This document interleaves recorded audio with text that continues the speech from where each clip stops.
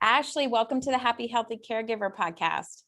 Hi, thank you for having me. Yeah, I'm so excited to learn a little bit about your story and get all your tips on how we can take care of ourselves. I but we always kick our shows off here with some words of encouragement and inspiration from this Happy Healthy Caregiver jar. So I have the PDF of the inserts that's available if people want to make their own container.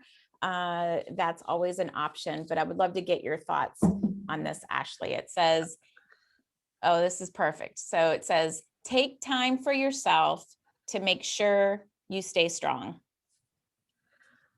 I love that. I know it's short. It's just to the point, right? Yeah, but I love that. So yeah, they're all different, and they'll have kind of a little bit of self-care theme to them all. But I will say about the time thing, a lot of times people say they need to find the time, but I don't think you'll find it. I think you have to create it. I'll agree. Has that been your experience? How have you created time for your self-care?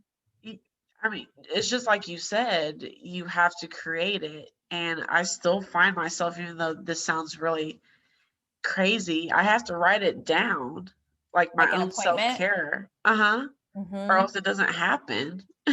Yeah, I do the same thing on my journal. In fact, I've started doing this thing on Instagram. You probably have noticed it because I know we're Instagram friends. Yep. But the today's agenda, and it's not because I'm like trying to say, oh, world, look how much I have going on. It's a good way to promote the partnerships and things as well. But it's really about showing a visual of how I'm trying to be intentional with integrating self-care into my day on top of, working. And now I'm doing this entrepreneurial thing full time. So that's the point that I'm trying to show is that, we can fill our day with a lot of different things. And I know I'm not actively caregiving right now. But regardless, like we all have 24 hours in a day and we've got to figure out how we're gonna divide and conquer and get all the pieces in. Yeah, and I think it's important too because it's just like money. Like you always will have enough money for what you want. So Mm, you'll always have enough time for what you want. You just have to want it enough. mm, Um, that's kind of how I view it. Like yeah. someone might not want to go on a trip to Disney World, but I'll make it happen. I won't pay for something else because I want to go to Disney World. It's Hmm. just like, okay, I realize my body's run down. I need to, go work out or take a nap or read this book or whatever instead of binge watching Netflix for 5 hours or, whatever it is, you can do a trade off. It doesn't have to be this or that. It can be a Right. trade off. Right. And sometimes Netflix is self-care, frankly. So I know I like to, Oh, absolutely. my end of the day, I kind of, is usually involves some kind of an hour of TV watching. But to your point, like I love when you get that message on Netflix, like, or hey, are you still watching? I'm like, okay, that's a Yes. sign that I probably should get up and do something. Um, well, I would love for you to just share a little bit about your caregiving story. Yeah, absolutely. So, for me, it started back in 2017. My fiance at the time, he had proposed to me on January 1st of 2017, and we were like at the top of, of the world. And Mm, March 28th of 2017, so literally 2.5 months later, we came crashing down because my fiance had gotten this cancer diagnosis, and it was a rare cancer. Already happened to be in stage 4 by the time he had gotten diagnosed, and we were just devastated because we went from planning an engagement party to having to map out, how often he was going to have to go to get treatment, where the treatment was going to take place, what kind of treatment it was going to be. So, like in a blink of an eye, I became his caregiver. And what's kind of interesting, even there, I didn't realize that I was a caregiver until maybe Mm. like a year into his treatment when a nurse brought it to my attention. And I was like, huh? No, I'm not. I'm just taking care of him. Like, that's, That's I what it just make sure he is. gets to Yeah. his appointment. Hmm. In my mind, a caregiver was when someone gets old, you take care of your mom and dad. I didn't realize I was a caregiver even at 31. So, just having to manage taking him to and from the hospital, which was about an hour and a half one way for us. It was the closest hospital chain to us that could give him the treatment that he so desperately needed with the type of cancer he had. So, How long did you have um, to do that? Like a 3 hour round trip daily or? so there was times where, depending upon if he had, um, it just depended on how many times he had to have treatment. It could be possible for us to stay down there, Mm. but then there's other times where we were having to drive back home. And most of the time, if we were having to come back home, it's because he was asking to. He wouldn't sleep otherwise, Mm. type of thing. So just to make him stay comfortable, I would do that trip. Um, there were some times where I just would have to tell him, like, look, I'm sorry, you're gonna have to deal with staying down here, because I literally don't think we'll make it safely home because I'm tired. It must have That's been expensive too to have rooms. well, there was I don't think American Cancer Society does this anymore. Don't quote me on this, but when he was going through treatment, they offered what they called the Hope Lodge. Mm. And if you lived outside of a certain mile radius, they offered you to stay at this Hope Lodge for free. But again, it wasn't home, and you know it was still far away for us, and Yeah. so we stayed there when we could, if it was beneficial to us. Um, but nothing's like home, right? Yeah. And then you were still planning a wedding. I think that you had said Troy wanted to keep going with the wedding plans. Yes. Yes, he did. I asked if we could postpone. So, but he was adamant. He was like, no, like, this is the reason why I'm taking all this harsh chemicals into my body is because I want to get married. I want to keep our dates. So, you know, us as the caregivers, you know how we are, we're the cook, the cleaner, the chauffeur. I like to say you are practicing like some type of medicine. It's not actual like nurse or doctor per se, but you're having to do things that are totally out of your comfort zone. Like I had to prick him sometimes to get white blood cells into his body. Mm. Like it's just certain things that you have to do as a person's caregiver, no matter what, if it's cancer, diabetes, or whatever it is, you're having to do things that are out of your comfort zone. And then I'm planning our wedding on top of that. So, Well, and it's not very just, stressful. yeah, I mean, that's a lot. I mean, I remember even after I planned my wedding 25 years ago that it was um it was a different time back then. Now you have Pinterest. I always say, like, oh my gosh, I'm so glad I didn't have to plan my wedding during and have Pinterest. Because that it just like opens your mind to like all the things it can be. Yeah, I mean, but that helps. That it helped. Although I know what you're saying. I would look at Pinterest and be like, oh, I wish I could do that, but it just wasn't feasible Yeah. for us, um, and with the added pressure of the radiation and chemotherapy, it would appear that it was working, but then the tumor would grow back. So then they would apply more radiation and chemotherapy, and to the point where they said that they had to do surgery. And So his cancer was in his nasal cavity, right? Like that's what it made it. started in his nasal cavity, which is what makes it rare.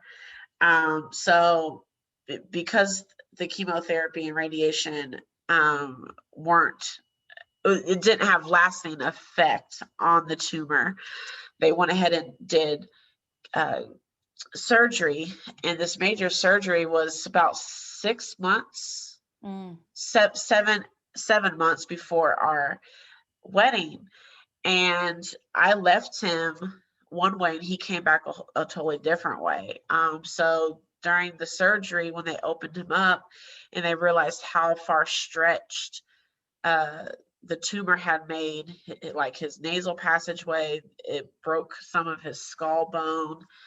It had entered the eye, the orbit area. So they actually had to take his left eye, a part of his nostril, and a part of his skull bone because of the damage that the tumor had done. Um, and he was just so distraught when he realized that it wasn't a bandage over his eye and that was just what it was going to be for the mm. rest of time. He kind of fell into a depression, which, I'm trying to plan our wedding and he's kind of slipped into this depressed mode, and I'm still trying to do all the things, and now I'm trying to make sure that his mental state is okay. In the meantime, letting mine slip because of all the, when you're juggling so much on your plate, something is going to slide Yeah. off on the sides. And it was me most of the time. It was me that was What sliding off. what was the prognosis like? I mean, it's bad enough going through it and then wondering if he's gonna make it through it. Yeah. And this is something that I always tell people, even though I still do it. Don't look at WebMD. Don't look up statistics, but I did. Um, so what I had found in my limited research, because of the rarity of the cancer, there's not much, but what I did find wasn't good. I didn't really tell him until um, right before the wedding, but he kind of shrugged it off. So it was a 35% chance of survival with the type of cancer he has and in the stage that it was diagnosed in. What was the cancer in case somebody? It's squamous cell carcinoma of the nasal cavity. Okay.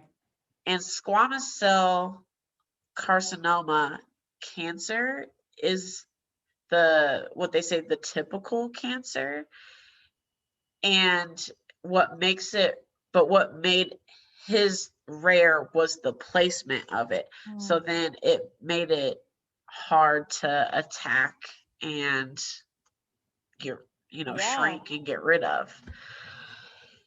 What So, helped you? What and helped you during this? What helped you with um you're trying to be his support system, you're trying to plan a wedding, you're not sure what the future's looking like what helped you get through it? um, I have a huge support system.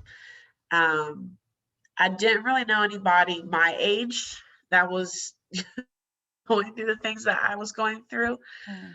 Um, but I will say a lot of it was faith, and just even a tiny bit of hope. Um, I know some people might not agree to, the whole hope and faith thing, but just give me a little hope, and I'm clinging on to it. I'm going to hold on to it until I can't anymore. That's just how I am. So, and my mom, she's cared for her mother who battled cancer. So my grandma, so she had a glimpse of like inside of what that all entails, and her mom was in a facility that was like an hour and a half away. So she understood the whole traveling to and from, and the, just all that comes with that. So I'll say a lot of support, um, even if people didn't understand exactly what I was going through. that support, and then just prayers and hope. But there was still, like, they checked on Troy Mm, when they were reaching out. They checked on him, and that's great. Like, I don't want to sound ungrateful at all, but it's hard because we get overlooked a lot. mm-hmm. We do. That's a fair point. It's like, how are you doing? Like, um, it's, yeah, you just nailed it. It's, which was always the frustration for me in the hospital rooms and the doctor's office. They're very good to should all over you, I call it, where you should be doing this and for him and or her, or, but again, like, nobody ever asking, like, whoa, this has completely uprooted your life, and this, Yeah. you're grieving a life that you thought you would be living during your planning your wedding, and that's got to be hard, and here are some resources that can help. Like, did that happen for you? No. No. Yeah, Um, hopefully it's yeah. changing. That's my wish. Yes. Yeah. I will say one of his doctors, I mean, his doctor, the team surrounding him has been wonderful and great to us. But one of the doctors, like, every time he has a checkup, he'll just like put his hands on his hips, and he'll just like look at Troy in awe, like, dude, you're still here. You're rocking it out. You're awesome. And you better thank that woman over there. And he'll point at me. Like, so he makes not only Troy feel really good, but he makes me feel good too, that he acknowledges that. I mean, obviously, I didn't have total control over if he beat cancer or not, but he makes me feel comfortable and uplifted in the fact that I had something to do with it. Yeah, you Like, I did. had to drive him to and from and feed him, and Pray you for know, him and pray for you, and yeah. yeah. How did you turn this process, how's he doing now, first of all? Like, I know it, let everybody know. Yeah. So, after, just very quickly, after we did get married in 2018, August 2018, and about 3 days after we returned from our honeymoon, we were told we needed to call hospice because the tumor was growing back again. Well, come to find out, he had another major surgery. Come to find out, it wasn't actually tumor, it was dead scar tissue that was mimicking tumor. So they Mm. had to remove that, but they also had to remove some more damage done by it.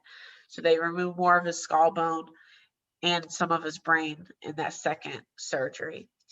So that's how we spent our first year of our marriage.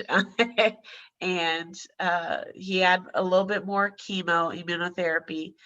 And then in March of 2020, right before pandemic shut everything down, he was deemed cancer free. Wonderful. And yes, we have officially celebrated 1 year cancer free still this year. But I'll say back in April of 2020, um, I'm very thankful that we got the miracle we have been praying for. Um, but I was lost because my whole self was wrapped up in Troy, his treatment, getting him to this point of cancer free. But now that we're here, I didn't know what to do with myself. So Were you I hired, working during the treatments and stuff, or yeah, I worked, and thankfully I have always worked from home. okay? So thank God for that. I didn't have to ask for time off or, anything like that. So, um, but I wasn't being fulfilled. Like, something was missing, Mm. and it was me. Come to find out, I was missing me because Ashley had wrapped herself up into Troy in his care. So I hired a business coach. We talked, about my pain points in life. I've suddenly lost my father about 10 years ago. And then it kind of led me into my situation with Troy and, just helping, trying to dig myself out of this like hole, You had to find your basically. identity And again. That was yeah, like, it was fused with his. Yeah. yeah. I'm glad you got So help with that. How did you, I mean, is it someone you knew or how did, because that's pretty insightful to be like, I need help. Let me get this business coach. yeah, so the funny thing is, I actually found her. I found my husband on Facebook. Um, I actually happened to be in this woman's travel group, but she Mm. kept advertising about this other group for fierce, you know, business-minded women. I'm like, well, I always want to have my own business. Like, let me see what she's talking about. So for like a whole year or so, I was just quiet in this group, watching what was going on, watching her posts, and come to find out she's a business coach. Traveling is her passion, but her vehicle is the business coaching. So she kind of tugged at my heartstrings during a conversation, and then I was like, I need to work with you. I want to work with you, and that's kind of how she helped my Phoenix Rising story. So even though I didn't want to talk about the pain points in my life, it's what brought me to tears. It's what motivated me. It's what makes me want to get up and keep it moving, keep it pushing every day.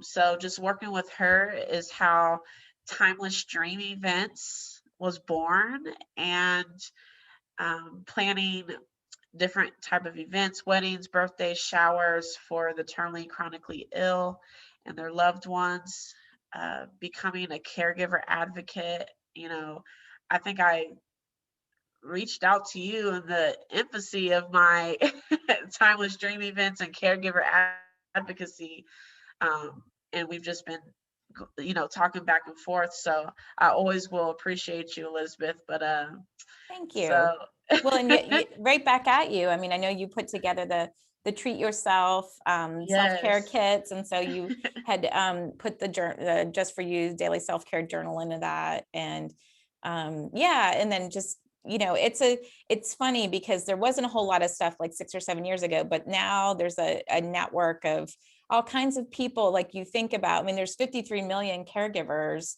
Um, and so many different variations of things, and so everybody kind of has their little niche, and even within self-care, right, like there's different ways that we all can kind of show up for each other. So what I love about the caregiving space is that it's we all have this mindset of abundance where I can't help 53 million people, neither can Jackson. So we've got Right. to have a team of people, of coaches and different people that can reach, because people are going to resonate with different voices and different talents and different skill sets and different stories. So that's what I love about the caregiver spotlights, is just shining spotlight on your story, and someone's going to hear it and it's going to resonate. And then, yes, I'm planning a wedding, or I'm, planning an anniversary party, or I mean, you do anything for, and Yeah. I've seen your gallery of your photos and they're beautiful. Thank And I you. know you get to know your clients and truly, really, truly make them special for. So Timeless Dream Events will definitely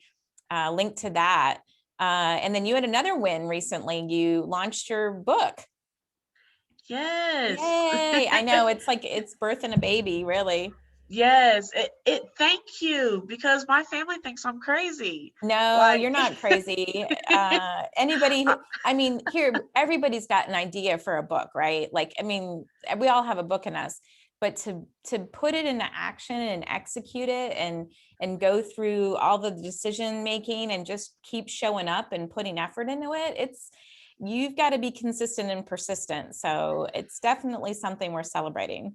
yeah, it is a lot of work, and I see why people start and then don't finish.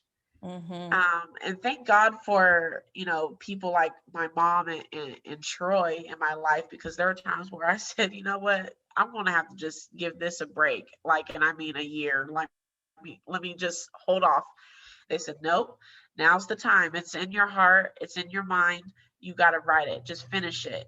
Like, How'd you start? keep How'd at it. you like, what did that look like? How did you, if someone's thinking about it or starting it, like what's your words of advice? Uh, I'm all about, as I've gotten in my ripe old age of 35, I I am all about investing in myself, like making myself better. So, like I did with trying to figure out what I wanted to do with my life and a business, I hired a business coach. I hired a writing coach to help me, writing coach and editor to help me with, along with my book.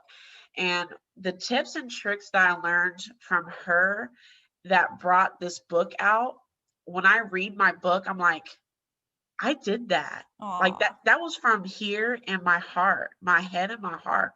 And had I just sat on at my computer like I was doing every day and just staring at it blankly, I don't think I would be here at this point. So I would say, writing coach can help bring out the author within, mm-hmm. uh, a book that you have in your soul. It can meet the pen to paper and create that book. It's not easy by any means, but if you keep at it, you can create something beautiful. And what a legacy. Like that's what I love. I'm both of my parents were authors.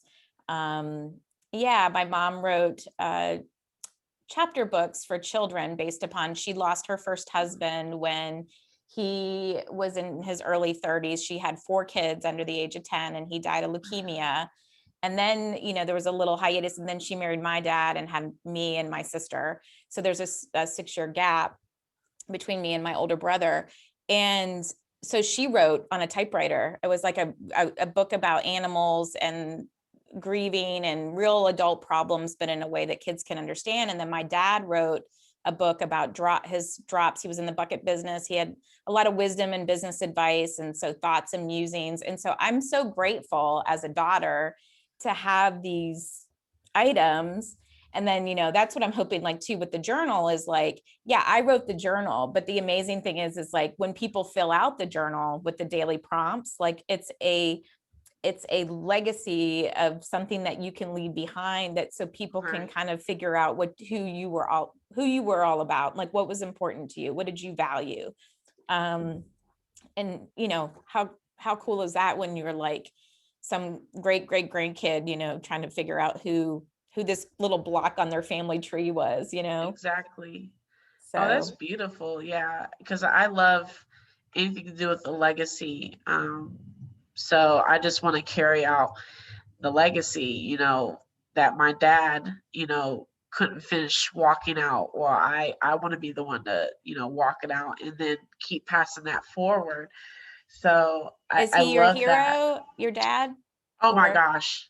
120,000% my that's hero. Father's Day is coming up. So I know you've lost your dad and I've lost yeah. And so Yeah.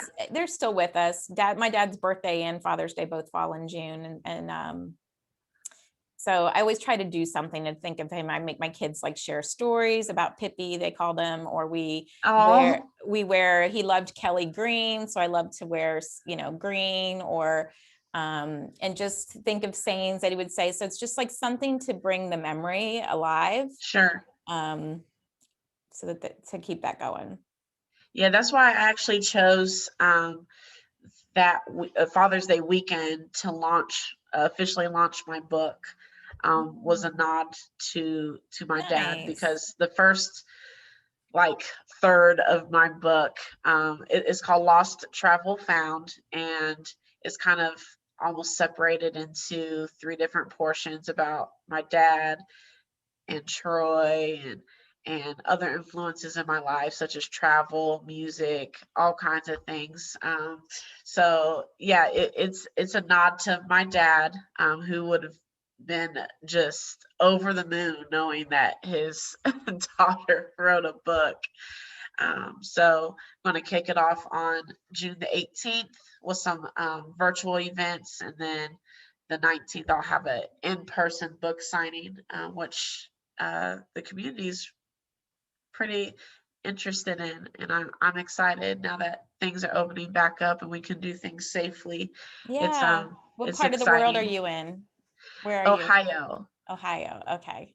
Yeah. Nice. Well, very cool. I'm from Pennsylvania originally, but well, we're celebrating and looking forward to your Lost Travel Found book. And I think that's great. A great nod to your dad.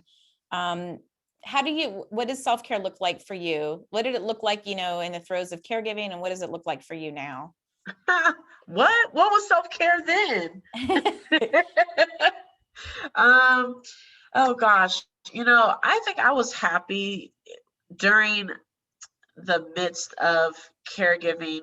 I think I was just happy to be able to go get a pedicure.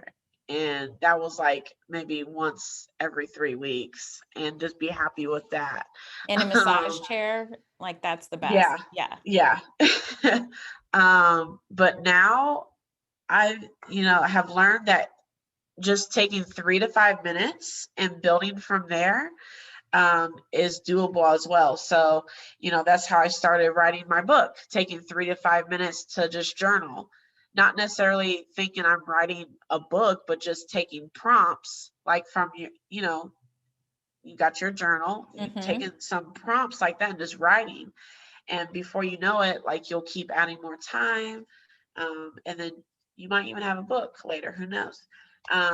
Music, dancing, I will take dance breaks. Like if I feel kind of jittery or anxious, I'm like, all right, let's put on some tunes and get up and dance. And Troy loves to dance, so he joins in too. Aw. So those are some of my main things. I mean, I will binge watch some Netflix from time to time, but I try to be cognizant of maybe something else that I could do, like working out, trying to get my body, you know, in good shape, and not saying skinny, but just good shape so that Healthy. Yeah. healthy, yeah, so that I don't have to be cared for. Mm-hmm. That's my goal. um, Yes. Break the so cycle. Break the yeah, cycle for sure. exactly. Um, So well, I love that. Are you ready for a couple prompts from the daily self-care journal I've I picked out for am. you? Let's Okay. go. All right, let's do it. Um, oh, funny. This one says, what's a song you play to get yourself in a good mood? That's funny. So lately I've been jamming to Remember the Time by Michael Jackson, like it first came out back in 1990 something. It's going to be my summer jam. Is I'm it a bringing it song back. or an album? Because I'm not The song. okay. I'm gonna link to it because I don't know if I know that one. Are you a singer? I won't make you sing it for us. Oh That's gosh, me. I'm a horrible singer. I'll sing it, but I'm a horrible No, singer. we'll link to it in the show notes. But Okay. so remember the time. That's awesome. Um, what do you crave in your life that doesn't exist today? Talks with my dad. Aw, Yep. yeah. You can still talk. They just don't talk back, right? Right. You have to fill in the blanks. Sometimes with my sisters, do you have siblings? Yep, a brother who looks Yeah. just like my dad.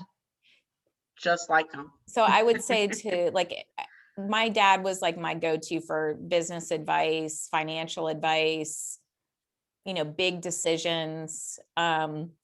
And so he hasn't been with us for, over 6 years, 7 years in August. And then, so I will go to my sisters and be like, what would dad do? Instead of Uh-huh. what would Jesus do? What would dad do? Yeah. Because, and they would say, well, he would say this. And I was like, yes, he would say that. Like, so it's good to have that. I think somebody who Yeah. can play the part of, Yeah. um, I oftentimes when because he lives in Las Vegas, so we have to FaceTime a lot. But sometimes I'll just get quiet and just stare at him. He's like, "What are you staring at?" I'm like, You look like dad. I can't help it." aw, So, yeah. that's sweet. I really feel like I just need to, like, I'm like, I can't remember what his voice sounds like, or like I have some old voicemails um, that I Oh, can that's play. good. Yes, that I can hear that. And we're not big home movie people, but there are a few of those around too. I just little treasures, things like that. Okay, so I think it's important to have like a date night, some kind of thing to keep your relationship special. So what's some kind of activity that you would be a fun date night for you and Troy? So our usual go-to is dinner and movie, but we do like to branch out and do different things. One of our most recent adventurous type of date nights was we went to a rage room I want to and, do that. and then went and got dinner. So we were like hot and sweaty, sitting in this nice restaurant, like just feeling powerful because we had just, What is that? Because I we know what that is, but some people might not know what that is. so yeah, a rage room, you basically can uh go in. I'm not sure, it might be called something different in your city, but you can go in and smash things. It might be called a smash room. You just go in and smash things. They have bats, sledgehammers, whatever to pick up and just hit things. And it's actually been proven that like these rage or smash rooms get a lot of anxiety and tension out of your body. I mean, I felt so good after we did it, because we did it for cancer. So we just imagined everything that we were Mm. hitting was cancer. And I actually had the opportunity to take my grandpa, who just recently passed from lung cancer. I helped my mom care for him, and I took his walker. I smashed that thing to smithereens. Troy even backed away because he was like, wow, yeah, I'm going to let you handle that one. Because I was just, it gets a lot of anger, tension, and rage out. Yeah. Well, what in a very personal way, it's just Yeah, like, dang this stuff. And yeah, that's a good point. First, I'm sorry for the loss of your granddad. That's never thank you. easy to lose a loved one. And I'm sure they're always looking for donations of things that to break. So if you're not sure what to do with, you know, some old ugly china that you want to get rid of, That's I'm sure it. they'd be happy to have Yeah. stuff to break there. Yeah, I have had that on my list for a while. I might need to put that on my summer bucket list. Oh, just do it. You Yeah, have to. Where are you? Atlanta area. I'm sure we have LA. something. I'm sure there's tons Yeah. there. Yeah. Okay. I love that. That's a fun date night. Okay, let's see. I think this might be the last one I've got bookmarked for you. Um, I like this question. What tiny moments in your day are having a big impact on your life? Could you repeat that again? Sure. What tiny moments in your day are having a big impact on your life? Oh, wow. Um, I stumped you. yeah, I mean, because there's so much. A smile, A you smile know, is free. Kindness is yeah. free. I remember those times like sitting in the room with Troy as he was getting his chemotherapy, and he would be so tired, he would be hurting, and he would open up his eyes, and I think he would be looking for me, and he would turn and see me, and then he would smile and then go back to resting. And I knew in that moment that, you know, I was his safety. I was the person that he needed the most. So that always made me comforted and Mm. loved. Is he still giving you smiles? He really does, because sometimes I'll turn and look at him and he's just staring at me like, what are you looking at? He's like, I just have so much more of appreciation for you Oh. now that we have a second chance. So Well, yeah, some he people does. wait, are married years and years before they go through the things that you have gone through. You know, maybe your life is like that Benjamin Button movie where it's just like flipped upside down and you already went through the hard stuff, and the rest of it is just you're gonna, you know, you're gonna have a lot of fun and travel and do the things that you all love to do together. Yes. Let's go with that. Yep. Ashley, is there anything that you were hoping we would talk about, or any last parting words of wisdom or things that you would like to share? And how do people get a hold of you as well? Yeah, definitely. So, you know, just whatever you know, do, just try to take your 3 to 5 minutes each day, no matter what your self-care routine looks like. Mine's going to be different. Elizabeth's is going to be different from you. So just try to find what works for you and walk in it, walk through it. Just breathe. I promise you, it will make you feel better. Just take those baby steps. But you can definitely find me. I'm pretty much almost everywhere at this point. All the social media, Timeless Dream events on Facebook, Instagram, TikTok, Clubhouse, Oh, geez, you are everywhere. YouTube. Oh my goodness. I'm Do you trying have to a keep favorite? up. Do you have a favorite place to be? My favorite place would be Facebook and Instagram Okay.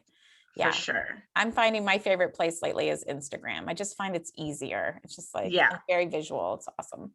Yeah. So It's come fun. hang with us on and TikTok is something I'm contemplating. My kids are like, "Mom, you should do it." And I'm like, "I don't know."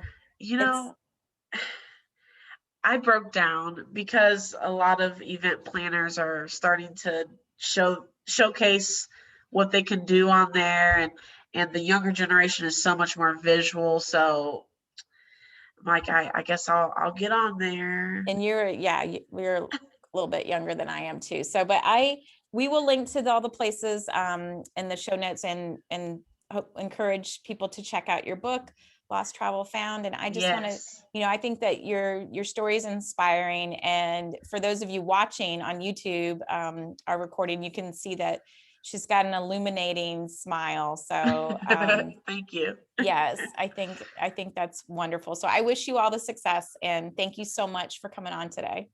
Thank you for having me. I appreciate you.